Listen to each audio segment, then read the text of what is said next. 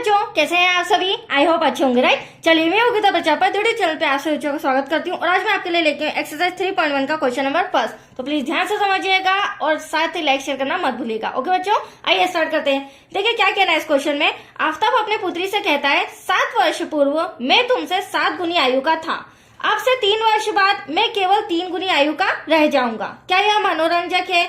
इस स्थिति को बीजगणितीय रूप एवं ग्राफीय रूपों में व्यक्त कीजिए। तो देखो, ये सम जो दिया गया है वो हमें एग्जाम में बीजगणितीय रूप में आ सकता है, मतलब कि विलोपन विधि से सॉल्व कीजिए, प्रतिस्थापन विधि से सॉल्व कीजिए और आफ्ताब और उसकी पुत्री की आयु निकालकर बताइए, राइट। और यही सम हमें ग्राफ रूप में भी आ सकता है। तो मैं ये दोनों कंडीशन में आपको सम समझा रही हूँ। पहले हम बीजगणितीय रूप में समझेंगे। तो जो हमसे क्वेश्चन किया गया है, आफ्ताब की आयु और उसकी पुत्री की आयु को हम मान लेते हैं। तो चलिए, सबसे पहले हम लिखेंगे माना कि आफ्ताब की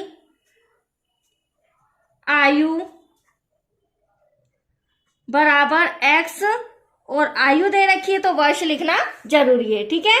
साथ ही उसकी पुत्री की आयु, तो आफ्ताब की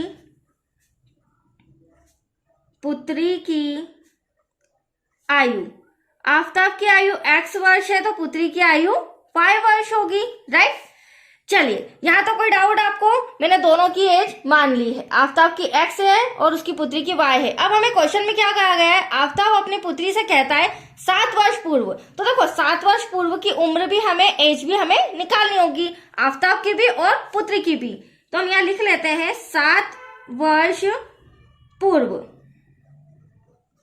अब देखो बच्चों, एक हिंट देती हूँ, जब पूर्व या पहले शब्द आता है तो हमेशा ध्यान रखिएगा माइनस का साइन लगता है, ठीक है। 7 वर्ष पूर्व आफ्ताब की आयु, तो आफ्ताब की आयु है कितनी बच्चों? x मानी है हमने। अब कितने वर्ष पूर्व बोला है? 7 वर्ष। और अभी मैंने आपको बताया है कि पूर्व होता है तो माइनस का साइन, तो ये हो गए 7 वर्ष पूर्व। और 7 वर्ष पूर्व ही पुत्री की आयु, तो पुत्री की आयु को हमने y वर्ष माना है और 7 वर्ष पहले, तो इसमें भी माइनस लग जाएगा। अब आप क्वेश्चन में ध्यान से देखिएगा। अब आफ्ताब अपनी पुत्री से कहता है 7 वर्ष पूर्व में, मतलब कि x - 7। आफ्ताब बोलता है मैं तुमसे 7 गुनी आयु का था। तो देखिए, यहाँ लिख लेते हैं हम। आफ्ताब अपने पुत्री से कहता है मैं, मतलब कि x - 7 तुमसे 7 गुनी, मतलब उसकी पुत्री से कितनी गुनी था? 7 गुनी। तो 7 का हम उसकी पुत्री में गुणा कर देंगे, राइट। इससे हमारी फर्स्ट इक्वेशन आ जाएगी बच्चों। तो x - 7 इक्वल टू 7 का y में क्या? 7y minus 7 7 49। अब आपको रूल पता है, xy एक तरफ, बिना xy वाला एक तरफ। तो प्लस का 7y इधर आके माइनस का हो जाएगा, इक्वल टू माइनस का 49 और माइनस का 7 इधर आके प्लस का हो जाएगा। तो x - 7y, 49 में से 7 माइनस करेंगे तो 42 और बड़ी संख्या माइनस की है। इक्वेशन नंबर फर्स्ट, ये हमें यूज होगा अभी जब हम ग्राफ विधि सॉल्व करेंगे तो उसमें भी इन इक्वेशन का काम आएगा, राइट। चलिए, अब फर्स्ट इक्वेशन आ गई। चूंकि हमें तो दोनों की आयु निकालनी है क्योंकि बीजगणितीय मेथड कर रहे हैं हम। अब हम निकालेंगे सेकंड इक्वेशन। सेकंड इक्वेशन निकालने के लिए क्या कहा गया? अब से 3 वर्ष बाद आफ्ताब कहता है मैं तुमसे केवल 3 गुनी आयु का रह जाऊंगा। अब फ्यूचर की बात हो रही है, बाद शब्द आ रहा है, पश्चात शब्द आता है या बाद शब्द आता है तो प्लस का साइन लगता है, राइट। अब हम 3 वर्ष बाद की आयु निकाल लेते हैं। तो यहाँ लिखेंगे 3 वर्ष बाद। 3 वर्ष बाद हम आफ्ताब की आयु भी निकालेंगे और पुत्री की आयु भी निकालेंगे। तो 3 वर्ष बाद आफ्ताब की आयु, आफ्ताब की आयु है कितनी बच्चों? x वर्ष है, राइट। अब 3 वर्ष बाद बोला है तो अभी मैंने बताया था ये 3 हो गया और बाद शब्द आ रहा है, मतलब कि प्लस का साइन, ठीक है। ऐसे ही 3 वर्ष पश्चात या बाद पुत्री की आयु, तो पुत्री की आयु को भी हमने क्या माना है? y और 3 वर्ष पश्चात, तो ये देख लीजिए 3 वर्ष पश्चात y + 3। अब क्या कहना है? 3 वर्ष पश्चात, अब से 3 वर्ष बाद मैं तुमसे केवल 3 गुनी आयु का रह जाऊंगा। तो पिता कहता है अब से 3 वर्ष पश्चात मैं तुमसे, मतलब कि पुत्री से कितनी गुनी का आयु का रह जाऊंगा? 3 गुनी। तो अब हमें यहाँ पर 3 का मल्टीप्लाई करना है, राइट। वो हम यहाँ पर सॉल्व कर लेते हैं ताकि हमारी सेकेंड इक्वेशन आ जाए। तो आप देख सकते हैं x + 3 इक्वल्स टू 3 का जब, या फिर वंस मोर और रिटर्न कर लेती हूँ ताकि आपको पता चल जाए। x प्लस 3 तो ऐसा का ऐसा बच्चों, 3 का y में क्या 3y, 3 जा 9 हो जाएगा। x plus 3 equals to 3y, या फिर हम प्लस का 3y इधर ले आते हैं, राइट, क्योंकि एक्स वाई एक तरफ, बिना एक्स वाई वाला एक तरफ, तो माइनस का 3y हो जाएगा इक्वल्स टू 9 ऐसा कैसा, प्लस का 3 इधर आके माइनस का, तो x माइनस 3y, 9 में से 3 गया बचा 6। यह आ गया हमारा इक्वेशन नंबर सेकेंड। अब दोनों इक्वेशन हमारे पास आ चुकी है। अब हम विलोपन विधि से दोनों की उम्र आयु निकाल लेंगे, राइट। तो इक्वेशन फर्स्ट हमें दे रखा है x minus 7y equals to minus का 42 और x minus 3y equals to 6। इसे आप विलोपन विधि से भी कर सकते हैं और प्रतिस्थापन विधि से भी सॉल्व कर सकते हैं। फिलहाल मैं विलोपन विधि से कर रही हूँ। विलोपन विधि में मैंने आपको पहले ही बताया x के गुणांक सेम या y के, तो x के गुणांक सेम है, बट यहाँ पर चिन्ह जो है वो समान है, तो हमें यहाँ पर चिन्ह बदलने होंगे। क्या करने होंगे? बदलने होंगे। तो चिन्ह बदलने पर प्लस का माइनस, माइनस का प्लस, प्लस का माइनस, प्लस माइनस कैंसिल हो गया बच्चों। अब 7 में से 3 गया, कितना बचा 4। बड़ी संख्या आप देख सकते हैं माइनस की है, राइट, इक्वल्स टू में माइनस माइनस होगा प्लस, और यहाँ पर 48 आ जाएगा और माइनस माइनस होगा प्लस, साइन माइनस का, तो माइनस से माइनस कैंसल। एटलीस्ट हमें क्या निकालना है?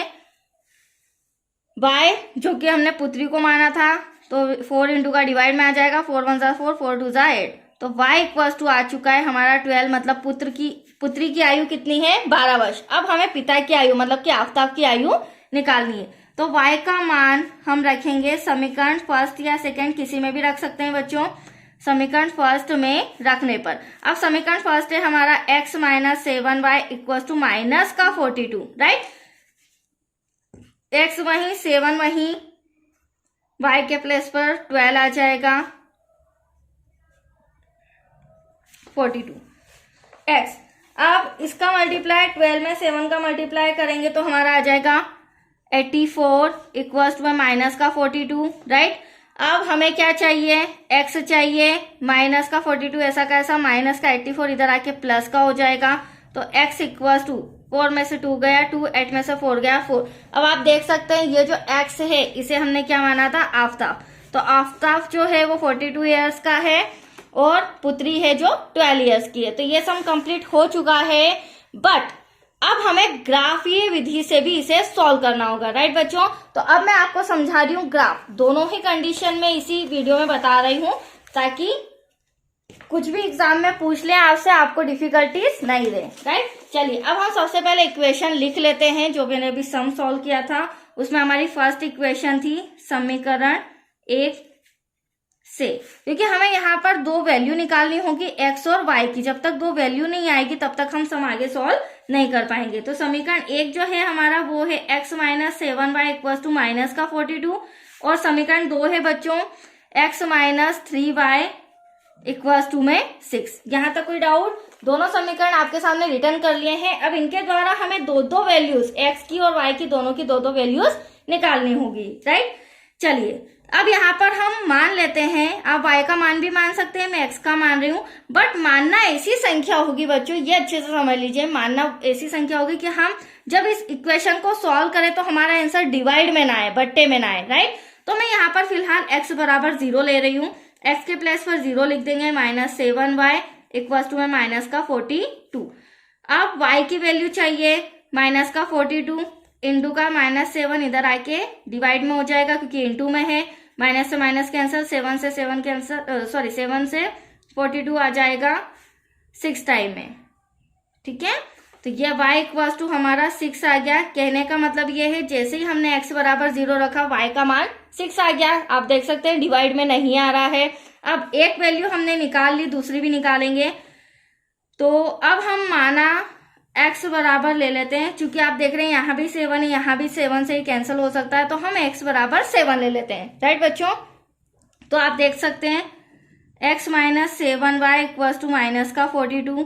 अब x के प्लेस पर 7 ले लेते हैं, minus 7y equals to minus का 42, माइनस का 7y ऐसा का ऐसा, माइनस 42 ऐसा का ऐसा, प्लस का 7 इधर आके माइनस का हो जाएगा, माइनस 7y, माइनस माइनस होगा प्लस, बट साइन किसका आएगा? माइनस का, और 49 हो जाएगा।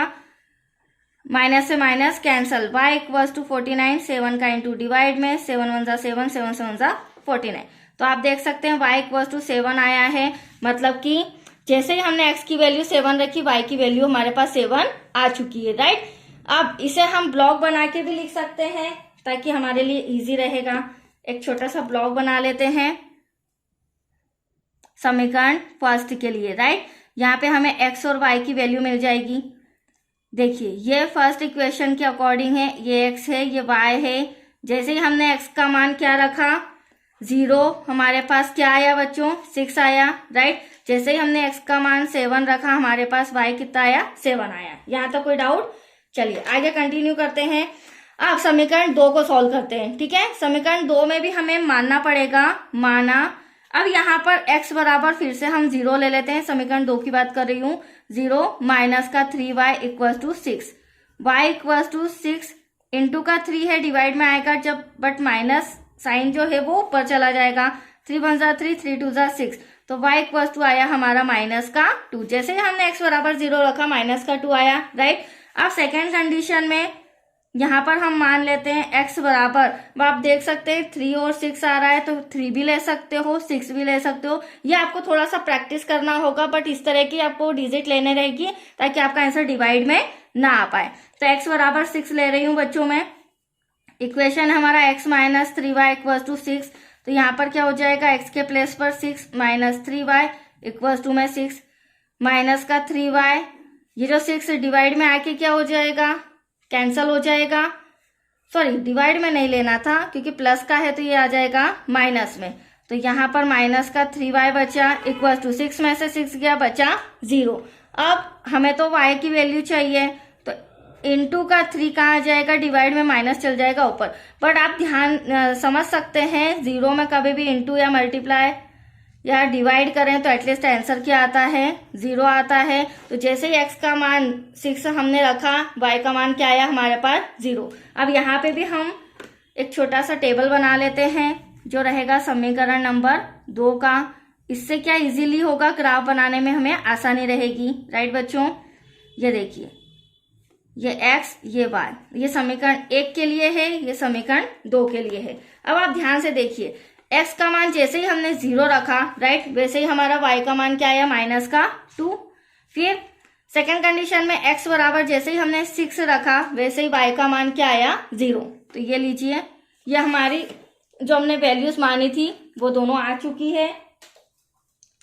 अब इन जो भी हमारे 4 निर्देशांक आए छोटे छोटे, इन्हें हमें ग्राफ में सॉल्व करना है। तो अब आप ग्राफ समझ लीजिए, ग्राफ में क्या होता है बच्चों।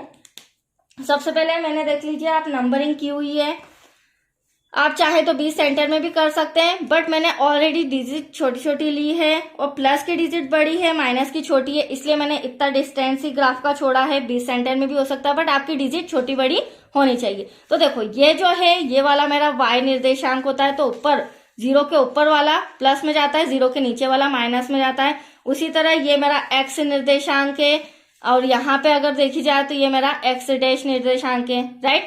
चलिए अब इसे सॉल्व करते हैं हम। अब देखिए अब हमें क्या दिया गया है। सबसे पहले अगर मैं बात करूं तो x हमारा क्या है, फर्स्ट इक्वेशन की बात करूं तो 0 और 6 है। तो अब आप देख लीजिए ये रहा 0 हमारा, राइट, और ये रहा 6 के ऊपर हम डॉट लगा देते हैं, सर्कल बना देते हैं, एक पॉइंट यहाँ बन रहा है हमारा। एनी डाउट बच्चों। फिर एक इक्वेशन तो हमारी यहाँ से यहाँ तक कंप्लीटली हो रही है। यहाँ पर मैं लिख सकती हूँ, यहाँ लिख सकती हूँ ब्रैकेट में 0,6, ठीक है। चलिए इसी इक्वेशन की दूसरी कंडीशन 7 और 7 मतलब x वाला 7, तो आप देख सकते हैं ये रहा x वाला 7 नीचे, राइट, और ये रहा y वाला 7, क्योंकि हमारा x निर्देशांक है और ये हमारा y निर्देशांक है। अब ये दोनों जिस पॉइंट पर मिल रहे हैं आप देख सकते हैं ये पॉइंट, यहाँ अगर मैं 7 की बात करूं तो 7 से यहाँ इस पॉइंट पे ये दोनों चीजें मिल रही है, क्योंकि ये रहा 7 y वाला और ये रहा 7 हमारा x वाला, राइट। तो इस पॉइंट को मैं राउंड अप कर देती हूँ। अब आप देख सकते हैं यहाँ पर मेरी इक्वेशन फर्स्ट कंप्लीट हो रही है। इसे मैं लिख सकती हूँ 7,7, राइट। तो यहाँ पर हमारी जो फर्स्ट इक्वेशन कंप्लीट हो रही है, तो इसे हम एक रेखा खींच देते हैं। लेकिन ये बात का ध्यान रखना बच्चों कि आपको पॉइंट टू पॉइंट मिलाते हुए इस रेखा को खींचना होगा, ठीक है।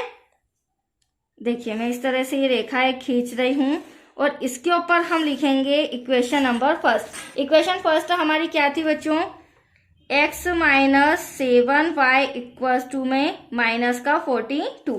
तो ये हमारा एक निर्देशांक तो बन गया है ग्राफ में। अब हमें बनाना है सेकेंड इक्वेशन। सेकेंड इक्वेशन में x का 0 और y का -2। तो x का आप 0 देख सकते हैं, ये रही हमारी x की रो, ये रहा 0, वापस से यहाँ पॉइंट लगा देती हूँ। और y का हमें -2 कहा गया, तो -2 आप देख सकते हैं ये यहाँ पर नीचे बन रहा है, तो इसे मैं राउंड अप कर देती हूँ। That's clear. अब देखिए दूसरा ग्राफ, x हमारा 6 है और y हमारा 0 है, तो x ये रहा, प्लस का 6 है क्योंकि प्लस का 6 दिया गया था, माइनस का 6 उधर मिलता, प्लस का 6 ये रहा। तो यहाँ मैं राउंड अप कर रही हूँ और यहाँ से 0, तो ये रहा y का 0, क्योंकि y का और x का कॉमन ही रहता है बच्चों। चलिए अब यहाँ पर दो बिंदु आपको नजर आ रहे हैं बच्चों, तो यहाँ से इस तरह से मैं ग्राफ खींच रही हूँ, आप देख सकते हैं इजीली। और आपको बस इस बात का ध्यान रखना है कि पॉइंट से पॉइंट आप मिलाएं। चलिए ये दूसरा हमारा जो इक्वेशन था वो भी हमारा ग्राफ कंप्लीट हो चुका है। अब इसमें हम यहाँ भी लिख सकते हैं, यहाँ स्पेस है तो यहाँ लिख देते हैं। जो इक्वेशन थी हमारी वो लिखना जरूरी है, x minus 3y equals to 6। और यहाँ पर 6 से 0 था, तो इसके निर्देशांक 6,0, क्योंकि 6 पहले था x का, 0 बाद में। और यहाँ पर जो था हमारा x का हमारा 0 था बच्चों और y का -2, तो x के निर्देशांक पहले आते हैं y के बाद में। अब ये आप ग्राफ देख सकते हैं, आपके सामने ग्राफ कंप्लीट हो चुका है। अब इसमें हमें कुछ भी करने की जरूरत नहीं है। That's your answer. तो आया आपको समझ में। इस तरह से आपको छोटे छोटे पॉइंट्स निकालना है, कुछ भी संख्या मान के, x की भी मान सकते हैं, y की भी मान सकते हैं। चलिए आज ये सम कंप्लीट हो चुका है। नेक्स्ट वीडियो मिलेगा क्वेश्चन नंबर 2 से रिलेटेड। ओके बच्चों, थैंक यू।